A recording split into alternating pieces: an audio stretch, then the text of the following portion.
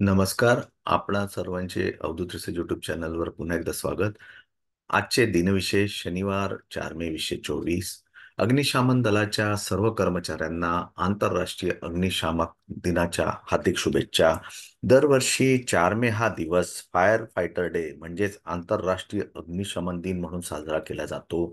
हा दिवस साजरा करण्यामागचा उद्देश अग्निशमन दलाच्या जवानांचा सन्मान करणे आणि त्यांच्या कार्याबद्दल त्यांचे आभार मानणे हा आहे.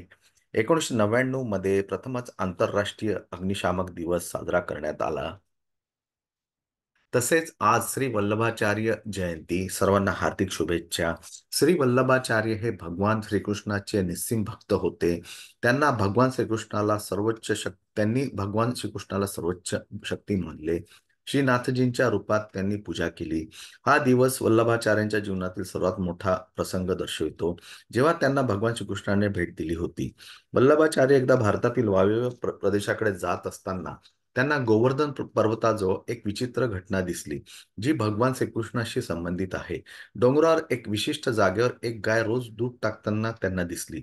एके दिवशी त्यांनी ती जागा खोदण्याचा विचार केला आणि त्यांना परमेश्वराची मूर्ती सापडली. असे म्हटले जाते की भगवान श्रीकृष्ण त्यांच्या समोर प्रकट झाले आणि त्यांच्या समर्पणासाठी त्यांना मिठी मारली. आज वरुथिनी एकादशी आहे. चैत्र कृष्ण एकादशीला वरुथिनी एकादशी म्हटले जाते.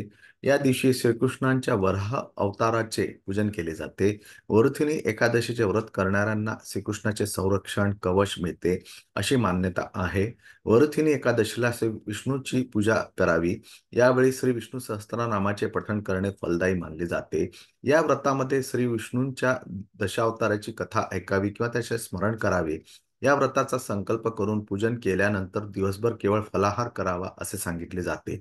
वरथिनी एकादशी यमराज आणि यमलोकांच्या भयापासून मुक्त होण्यासाठी वरथिनी एकादशीचे व्रत आवश्यक असल्याचे श्रीकृष्णाने युधिष्ठिराला सांगितले होते.